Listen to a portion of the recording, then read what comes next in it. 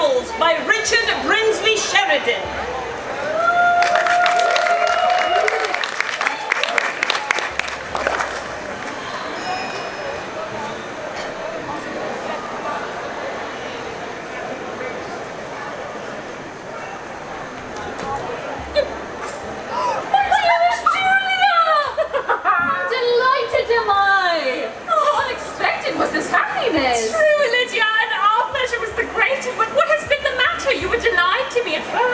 Julia, I have 1,000 things to tell you. But first, inform me what has conjured you to Bath. Is Sir Anthony here? He is. We are arrived within this hour, and I suppose he will be here to wait on Mrs. Malaprop as soon as he is dressed. Well, then before we are interrupted, let me impart to you some of my distress. I know your gentle nature will sympathize with me, though your prudence may condemn me. My letters have informed you of my whole connection with Beverly. But I have lost him, Julia. My aunt discovered our intercourse through a note she intercepted and has confined me ever since. Yet, would you believe it? She has absolutely fallen in love with the tall Irish baronet she has met since we have been here. A lady that shuffles round. Yes, Lydia! No, upon my word. She really carries on a kind of correspondence with him, though under a feigned name, until she chooses to be known by him. But it is Adelia or Celia, I assure you. Then surely she has grown more indulgent to her niece. Quite the contrary. Since she discovered her own frailty, she is more suspicious of mine. Then I must inform you of another plague. That odious Acres is to be in Bath today, so I protest I shall be teased out of all spirits. Come, Lydia, hope for the best. Sir Anthony shall use his interest with Mrs. Malaprop. But I have not told you the worst. What? Unfortunately, I quarreled with my poor Beverly just before my aunt made the discovery, and I have not seen him since to make it up. What was his offense? Nothing at all. Lydia, I don't know how it was. As often as we had been together, we had never had a quarrel. Somehow I was afraid he would never give me an opportunity. So, last Thursday, I wrote a letter to myself to inform myself that at that time, Beverly was paying his attentions to another woman. I signed the letter, your friend unknown, showed it to Beverly, charged him with his falsehoods, put myself into a violent passion, and vowed I'd never see him more. And you let him depart so, and have not seen him since? But it was the next day my aunt found the matter out. I intended to only have teased him for 3 days and a half, and now I've lost him forever. If he is as generous and sincere and deserving as you have represented him to me, then he will never give you up so. Yet, consider, Lydia, you have told me he is but an ensign, and you have £30,000. But you know I lose most of my fortune if I marry without my aunt's consent till of age. And that is what I have determined to do ever since I knew the penalty. Not that I love the man who would wish to wait a day for the alternative. Nay, this is caprice. What? Does Julia tax me with caprice? I thought her lover Falkland had inured to it. I do not love even his faults. But apropos, you have sent him, I suppose. Not yet, upon my word, nor has he the least idea of my being in Bath. Sir Anthony's resolution was so sudden I could not inform him of it. Well, Julia, you are your own mistress. No, under the protection of Sir Anthony. Ugh. Yet have you for this long year been a slave to the caprice, the whim, the jealousy of this ungrateful Falkland, who will ever deny assuming the right of a husband? Will you suffer him to be equally imperious as a lover? Nay, you are wrong entirely. We were contracted before my father's death. That and some consequent embarrassments have delayed what I know to be my Falkland's most ardent wish. He is too generous to trifle on such a point. And for his character, nay, you wrong him there too. No, Lydia, he is too proud, too noble to be jealous. If he is captious, 'tis without dissembling. If fretful, without rudeness. He is negligent to the little duties expected from a lover. But, unhackneyed in a passion, his affection is ardent and sincere. Well, I cannot blame you for defending him. But, tell me candidly, Julia, had he never saved your life, do you think you should have been attached to him as you are? Believe me, that rude blast that overturned your boat was a prosperous gale of love to him. Gratitude may have strengthened my attachment to Mr. Falkland, but I loved him before he had preserved me. But surely that were an obligation sufficient. Obligation? Why, a water spaniel could have done as much. Well, I should never think to love a man because he could swim. Lydia, not too inconsiderate. I do but jest. What's here? Oh, here is my guardian. Just come home with your aunt. I must go. Sir Anthony does not know I am here, and if we meet, he shall detain me to show me the town. I will take another opportunity of paying my respects to Mrs. Malaprop when she shall treat me, as long as she chooses, with her select words most ingeniously misapplied without being mispronounced. Well, I'll not detain you, Cobbs. Adieu, my dear Julia. I'm sure you are in haste to send the Falkland. Adieu. There, Sir Anthony, there sits the deliberate simpleton who wants to disgrace our family and lavish herself on a fellow not worth a shilling! Madam, I thought you once... You thought, miss? I don't know what business you have to think at all.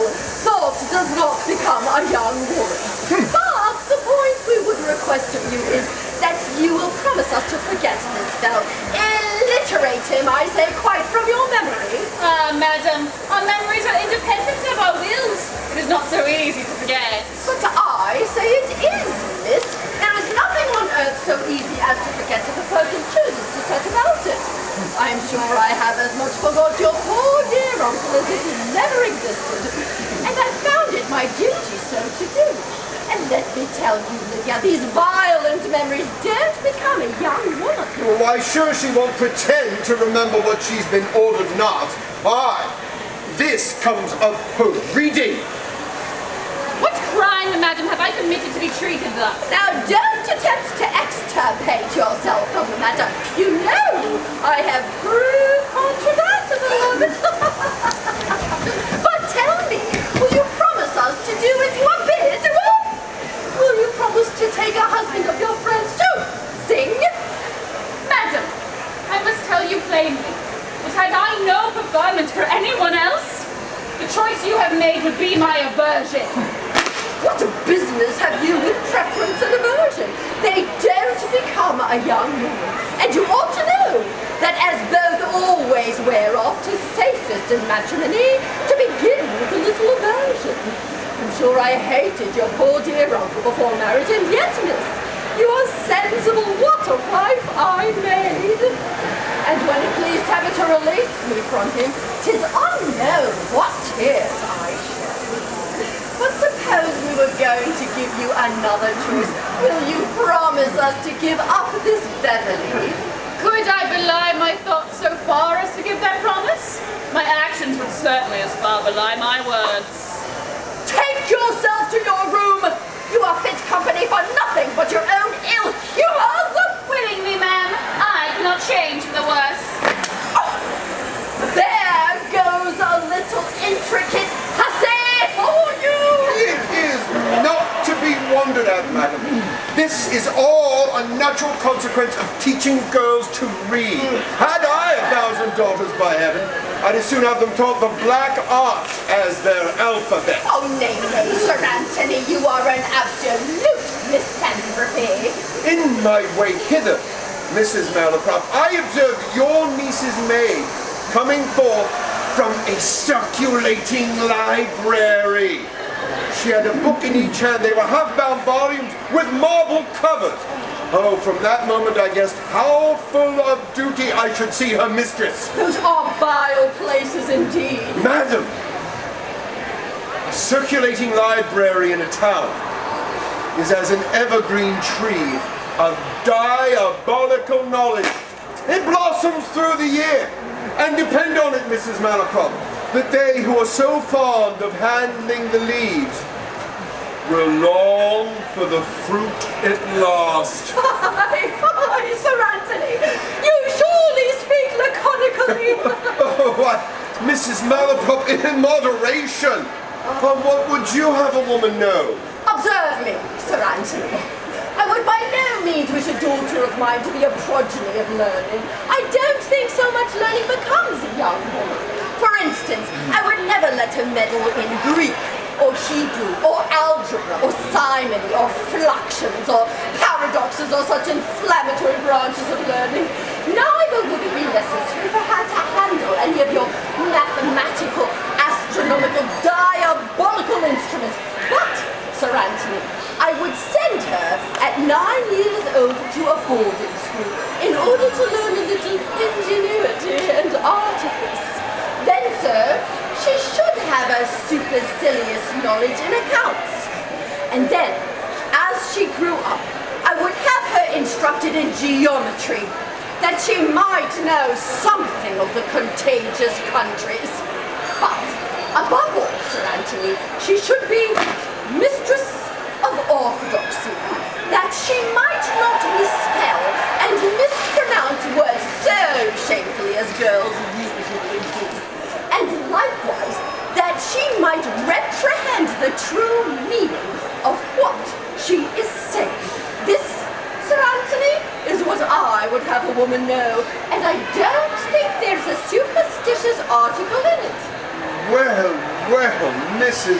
Malaprop, I shall dispute the point no further with you, though I must confess you are a most polite and moderate arguer, for almost every third word you say is on my side of the question. But, to the more important point in debate, you say you have no objection to my proposal? None, I assure you. I am under no positive engagement with Mr. Akers, and as Lydia is so obstinate against him, perhaps your son may have better success.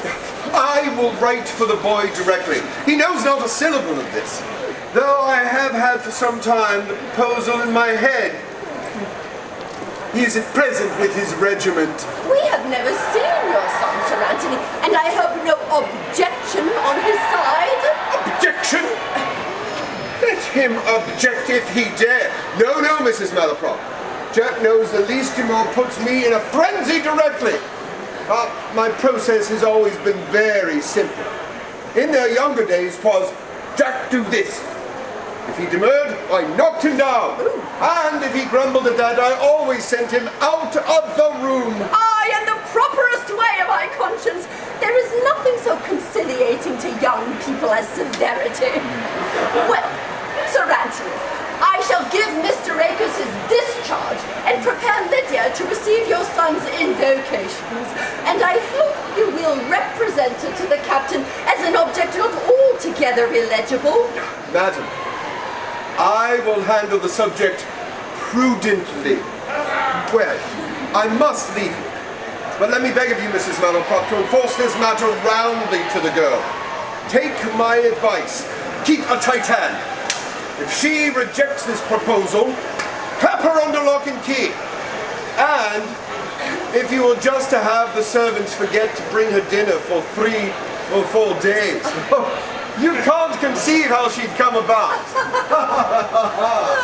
Well, at any rate, I shall be glad to get her from under my intuition. She has somehow discovered my partiality for Sir Lucy's trigger. Sure, my maid Lucy can't have betrayed me. Oh no, the girl is such a simpleton. But if ever she betrays what she is entrusted with, unless it be other people's secrets to me, she shall forfeit my malevolence forever. Lydia!